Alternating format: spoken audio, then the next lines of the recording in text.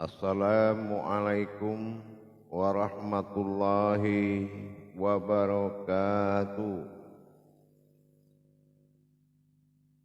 Alhamdulillah, alhamdulillahi rabbil alamin.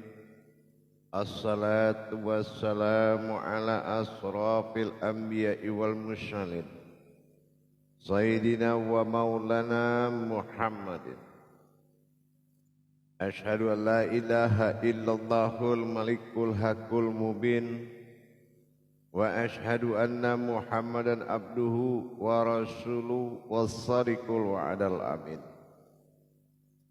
Allahumma sholli wa sallim wa barik wa karim azanul nabil karim ihdinil lazi min jamalika wa innal lazi min jalalika wa innahu min kitabika wa tahirin wal mujahidina amma ba'du ibadullah. Bersyukur kita kepada Allah dengan mengucapkan alhamdulillahi rabbil alamin atas segala limpahan karunia rahmah dan hidayahnya, serta dengan izin dan ridhonya juga kita dapat menjalankan amanahnya, beramal dan beribadah zahir batin dunia dan akhirat. Bersalam kita tidak akan pernah kita lupakan. Marilah sama-sama kita sampaikan, kita panjatkan kepada junjungan kita Nabi Allah, Nabi al-akhirul zaman, Rasulullah Muhammad sallallahu alaihi wasallam. Atasnya kalimahnya kita kalamkan dengan membacakan Allahumma sholli ala Sayyidina Muhammad wa ala alihi Sayyidina Muhammad. Alhamdulillah, kita panjatkan segala puji syukur kehadirat Allah. Berkah rahmah hidayahnya, bertemu lagi dengan saya Guru Mursyid Syekh Nur Muhammad Buya Irwan Maulana Al-Khalidi, Sumatera Barat, dalam rangka meningkatkan iman dan takwa kita kepada Allah. Tentulah kita belajar bertolabul ilmi untuk menuju kebenaran dalam menghindari prasangka dan kesyirikan dan kemusyrikan apabila kita tidak melalui pintu belajar. Alhamdulillah para jemaah dan hadirin, dalam makom majelis dzikir ma'rifatullah, tentunya dalam syiar tayangan YouTube Buya Pasaman Timur, dalam naungan Yayasan Islam Hidayatul Mubarakah, saya akan berbagi wawasan dan ilmu pengetahuan, yang mana wawasan dan ilmu pengetahuan ini adalah lanjutan atau sambungan setelah kita terlebih dahulu di tayangan kemarin kita sudah mempelajari rahasia hakikat zuhur, rahasia hakikat ibadah zuhur atau sholat ba'da zuhur. Tapi sekarang kita akan mentadabur, mengkaji ilmu amal ibadahnya, yaitu lanjutan kepada yang kedua, yaitu sholat ba'da asyar. Nah, ini hakikat dari sholat ba'da asyar ini seperti apa? Nah, dalam tayangan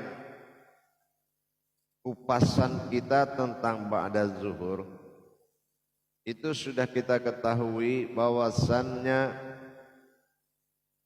bertajalinya wujud Allah pada diri sifat atau patihatun nasyun menuju humul sifat ma'ul hayat, sembahan dari sekalian alam sebagai wujud Allah.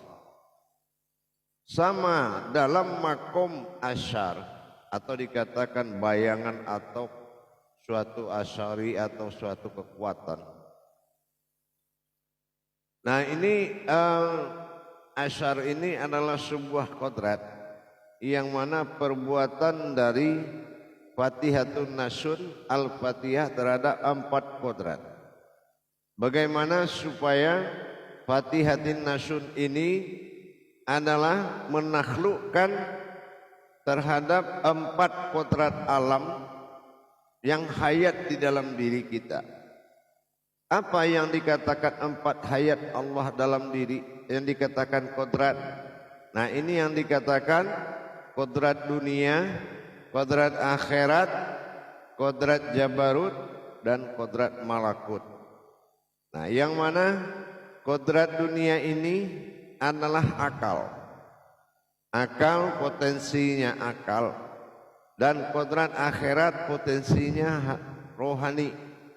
Ya, nah, itu rohani kita itu potensi atau arasnya. Begitu juga dengan malakut, semua ruh-ruh yang ada di tubuh kita. Dan sampai kepada sebuah kodrat yang dikatakan jabarut ini adalah suatu kekuatan pandangan atau dikatakan bayangan atau kita membayangkan. Itu termasuk sebuah kodrat yang biasa dipakai dalam perbuatan tajali ma'rifat, tajali hakikat. Nah, ini sering dipakai. Jadi dalam rangka menaklukkan dengan kehadirannya diri sifat Allah an'amta alaihim yang berdiri dalam wujud bi alaihim. Disinilah kita melihat dan menyaksikan wujud diri na aku an batin am terlihat ta'ala Tuhan ihim berwujud diri. Disinilah dengan adanya berdirinya diri sifat, maka bersifatlah alam yang 4 ini, kodrat yang 4 ini di bawah kekuasaan Fatihatun Nasun. Ya, di bawah kekuasaan Fatihatun Nasun. Jadi kalau kita mendirikan asyar itu menaklukkan 4 kodrat dunia, akhirat, jabarut, dan malakut sebagai kodrat yang mutmainah pada diri kita, kodrat yang sempurna, kodrat yang hayat, dan kodrat yang kuat, sehingga dia tidak bisa berbuat sekehendaknya karena dia adalah takluk kepada yaitu wujud sifatnya Allah.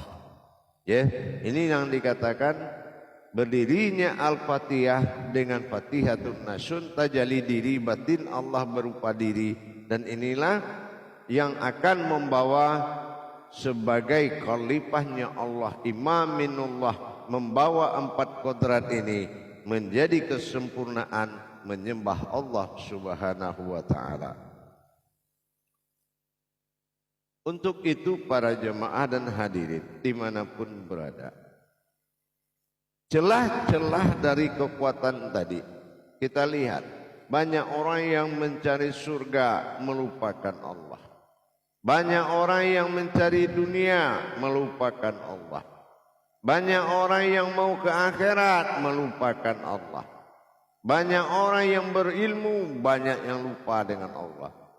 Artinya potensi dan kekuatan itu belum takluk ke diri kita. Potensi 4 kodrat tadi itu belum takluk ke diri kita. Akhirnya apa? Akhirnya kita diatur oleh kekuatan itu, sehingga kehidupan harusnya menjadi kehidupan, akhirnya menjadi hidup. Hidup itu apa? Adalah hayatnya Allah. Kalau sudah hayatnya Allah terpengaruh kepada kodrat keduniaan, semua iman, ini adalah kerusakan rohani yang sangat serius. Makanya diharapkan penaklukan dan penyembahan terhadap 4 kodrat alam terhadap diri sifat Allah yang wujud dalam Al-Fatihah.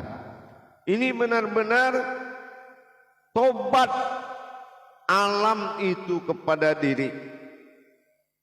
Tobat kodrat alam tersebut, 4 alam tersebut. Rabbana lakal hamdu. Nah, inilah yang berdiri pada diri yang sudah berdiri setelah ruku, maka disitulah alam menyembah dengan menyatakan taubatnya kepada diri sifat sebagai wujud sifat Allah berwujud diri. Fatihah adalah tajalli Allah dalam wujud batin bersifat diri. Disitulah dia saklud, disitu dia takhluk, dan disitulah dia menyatakan penyembahan. Jadi yang bersifat batin itu kan rumusnya alastum birabbikum bala syahidna. Ini rumus kekal. Apa yang dikatakan rumus kekal? Batinul abdi, setiap yang terjadi dari batin adalah umat. Nah ini ternyata sudah jelas. Dan zahiru rabbi, setiap kezahiran umat itu adalah menuju Tuhan. Jadi kezahirannya ini disembahlah oleh batinul abdi tadi, 4 kodrat alam yang ada pada asyar.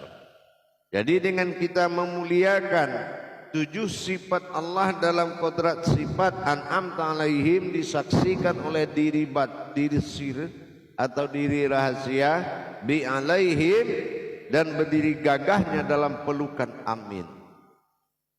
Aku, amin adalah wujud hakikat aku.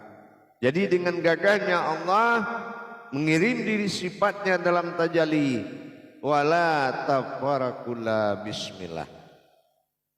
Dengan demikian asyar sudah nyata bahwasanya kodrat 4 tersebut nyatalah bahwasanya berasal dari sifat wujud Al-Fatihah. Jadi dengan adanya berdirinya diri Fatihatun Nasyun, disinilah penyembahan dari kodrat dunia, akhirat, jabarut dan malakut. Jadi berhubungan dengan hadirnya Al-Fatihah.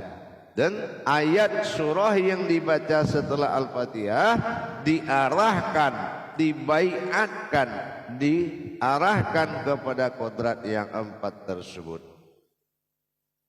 Wujud daripada kodrat 4 tersebut ini ada pada diri kita sendiri. Nah, jadi dengan adanya Fatihatun Nasyun, bagaimana Al-Fatihah menghadirkan Allah pada diri sifat, maka tafakurlah seluruh alam dalam bentuk menyembah dan taubat. Rabbana lakal hamdu min ussamawati. Ingat itu, ya, ingat itu. Bagaimanapun rahmatan fil alamin adalah wujud daripada kodrat diri manusia, itu wujudnya. Dengan demikian asyar adalah tenggelamnya, menuju tenggelamnya pada maghrib, tentunya dengan mentaklukkan, ya, mentaklukkan masa wujud 4 tadi menjadi suatu kodrat yang menyembah kepada kodrat Fatihatun Nasyun. Nah ini yang dikatakan asyar, asyari atau bekas. Jadi dengan demikian hubungan setiap hakikat dari rakaat ini adalah berhubungan, yaitu kodrat diri dengan kodrat alam. Nah ini perjalanan, ini yang ba'da, perjalanan batin. Batin mana? Ini wujud diri yang Fatihatun Nasyun di dalam Al-Fatihah. Ini yang dikatakan wujudnya, ini yang dikatakan perjalanan. Jadi dengan memperjalankan diri batin atau ba'da, apa tujuannya? Penyembahan, ya, supaya semua alam yang dijadikan Allah menyembah kepada Allah. Wa an ya'buduna hadzal siratum mustaqim. Sembahlah aku, inilah jalan yang lurus, itulah jalan yang benar. Nah, maka dengan tajalli seperti ini semua alam akan menyembah kepada Allah Subhanahu wa taala dalam wujud tajalli batin diri Al-Fatihah, berdiri gagahnya dengan keakuannya, sehingga rahmatan fil alamin akan menjadi sembahan dari sekalian alam. Nah, berdirilah kita di situ Nah, jadikan dan nyatakan. Nyatakan kebangkitan diri Fatihatun Nasyun tadi. Bagaimana Al-Fatihah itu berdiri, berwujud diri sifat. Nah, an'amta alaihim. Nah, bismillahirrahmanirrahim. Ini perjalanan batin. Ya, ba'alif sin batin milah rahman, milah berjalan rahman menuju wujud nyata nirrahim berupa pada nyata.